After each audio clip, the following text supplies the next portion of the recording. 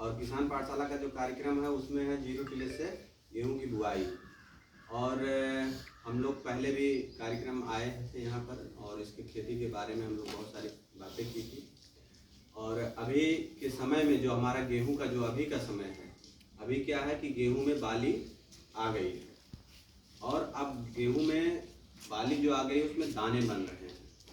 और दानों के बनने के साथ साथ हम लोग अब बात करेंगे उसके रख रखाव के बारे में, उसको कैसे हम लोग सुरक्षित रख करके अच्छा उत्पादन ले सकें, अधिक उत्पादन ले सकें, उस पर बात करेंगे हम लोग। तो हम सभी लोग उसके लिए एकत्रित हुए हैं, क्योंकि इस पाठशाला का मुख्य उद्देश्य ये है कि किसान उस फसल के बारे में, उस विधि के बारे में जाने और जान करके कम लागत में अधिक उत्पादन प्राप्त करे। इन्हीं उद्देश्य से ये किसान पाठशाला का कार्यक्रम आयोजित किया जाता है। तो आप देखिएगा कि आपके जो भी गेहूं की बुआई किया गया है सब में बाली आ चुकी है। तो अभी के समय में क्या है कि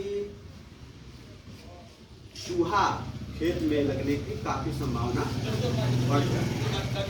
तो उस दशा में हमको ध्यान ये देने की जरूरत है कि कैसे चूहे से हम बचाएं अपने गेहूं।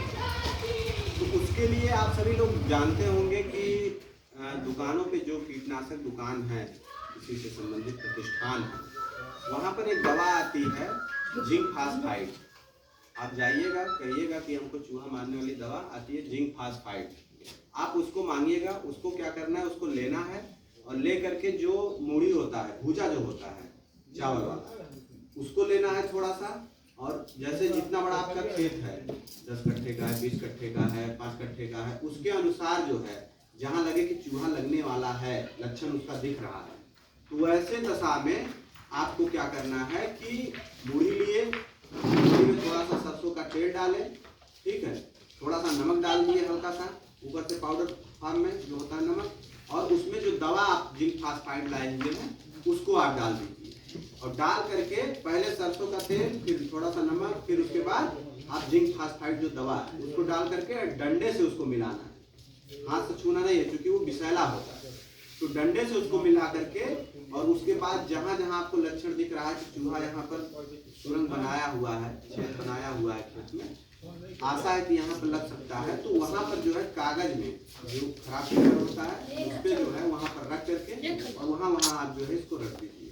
और जब चूहा अपने खेत से बाहर आएगा तो वो जो है फिर उसको खाएगा और खाकर वो मर जाएगा। तो इस तरीके से आप जो है अपने गेहूं को जो चूहे के द्वारा क्षति की जाती है उससे हम इसको बचा सकते हैं, बच सकते हैं।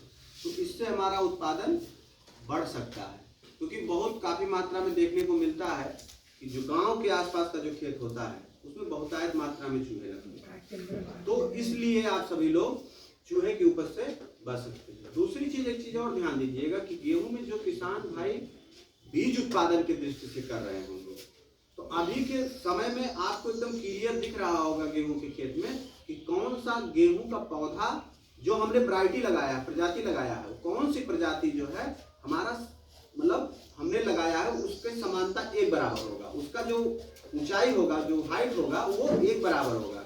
और उसी में गेहूं के प्रजाति भी अलग प्रजाति का जिसको हमने नहीं लगाया है वो भी अगर आपके खेत में जम गया है, उग गया है, अगर आप बीज के दृष्टि से लगा रहे हैं, जर्नल खाने के लिए लगा रहे हैं तो कोई बात नहीं, अगर आप बीज के दृष्टि से लगा रहे हैं तो उस समय आपको क्या करना है कि रोगिंग जिसको कहा जाता है, अवांछनीय पौधे को निकालना। अगर आप बीज के दृष्टि से लगाए हुए हैं तो वैसे पौधों को, चूंकि अभी आसानी से पहचान हो जाएगा कि ये हमारा अन्य प्रजाति का गेहूं है, उसकी बाली की हाइट उससे ज्यादा होगी।